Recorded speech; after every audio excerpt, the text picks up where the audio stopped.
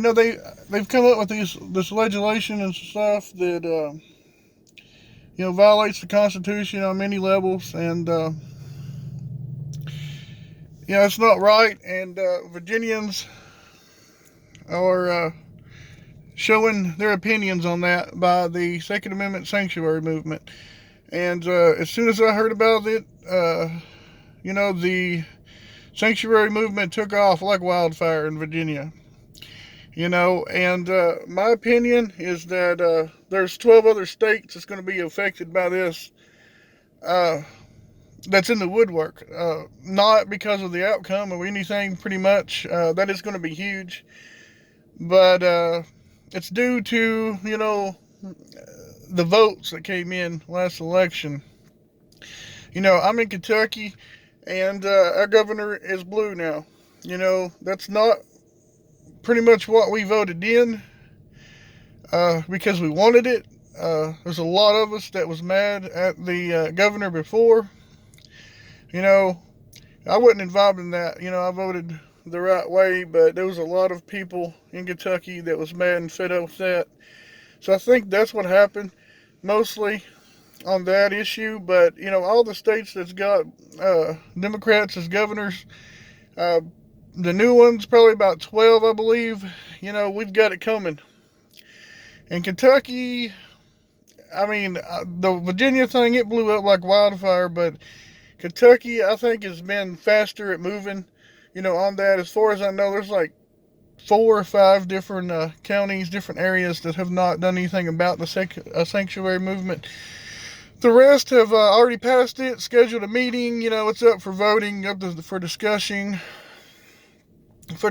about it. And that's a big statement.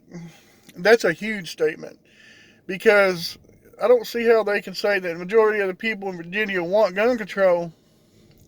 Looks like they don't.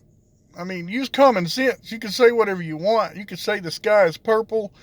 But, if the fact is showing you that it's not, then it's not. That's just ridiculous. Just like all the gun control. It's not just about gun safety.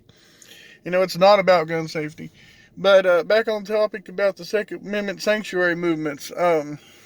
It's a big stand. It's saying that, they don't want it. And they're fed up with it. Whether they voted or not, they're coming out of the woodworks and saying they do not want it. And they're not going to comply. And it's a big statement for, your states, your federal, on your federal level. Because they're seeing all this movement. And now, Virginia's done it. Kentucky has done it. We're moving. And I suggest you try to make sure that your area becomes a Second Amendment sanctuary as well. Because it's a big, huge statement saying that we will not stand by and let gun control go on any further. Every area and every state, county, has their own thing when it comes to the Second Amendment sanctuary movement. But, like I said, it's a big, huge stand. And, I was on Facebook messaging some groups and stuff.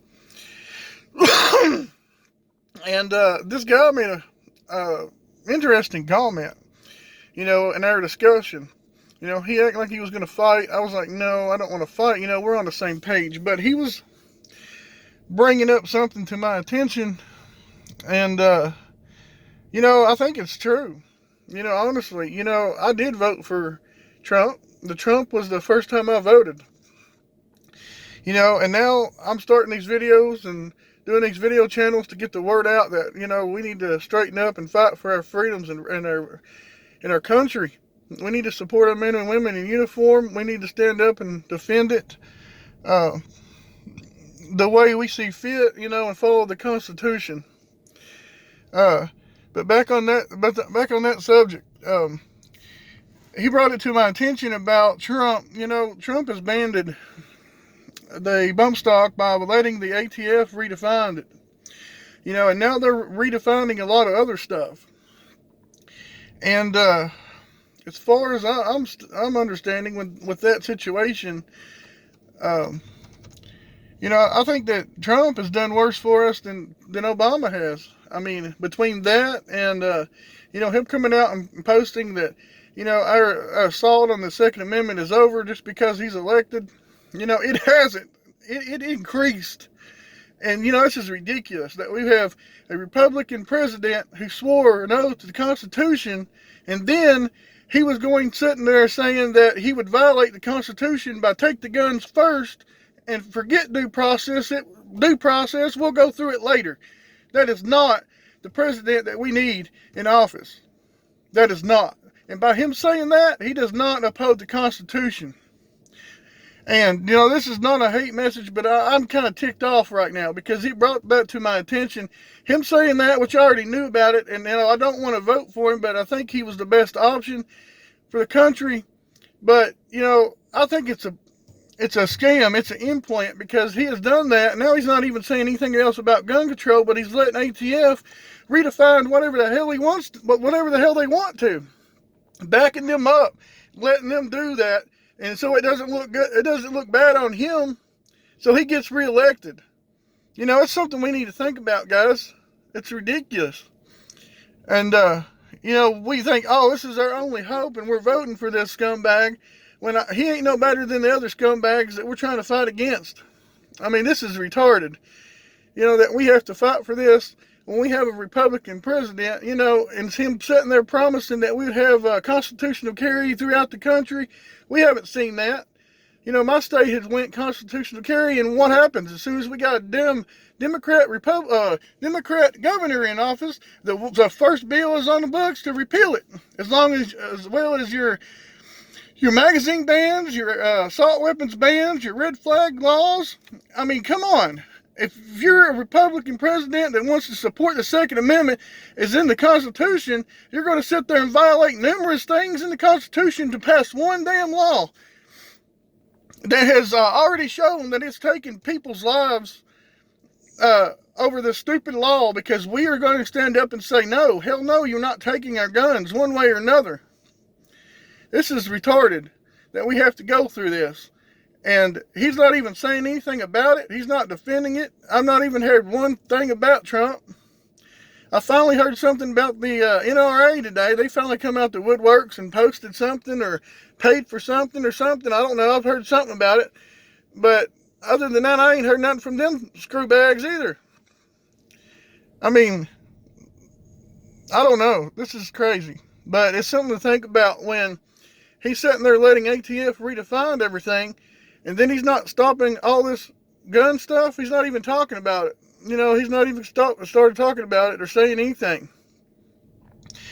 And he's letting that go on. And him saying that he is going to violate the Constitution by forget due process. We'll go through that later. We'll just take the guns first. Oh my God, I'm heated right now. And I just feel like I needed to get that word out, all my brothers and sisters in arms, you stay strong, stay in the fight. We stand together, don't matter what state we are in. We are as one, and we need to come together as one. Share this video, comment on this video.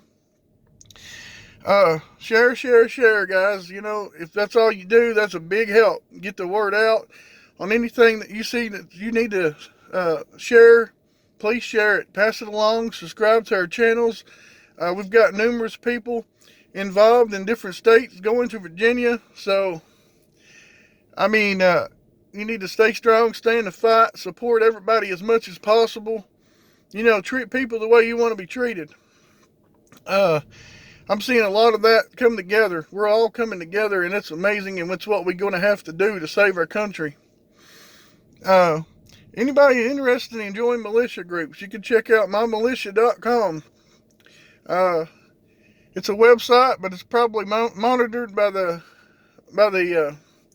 big eyes, if you know what I mean. So check it out with caution.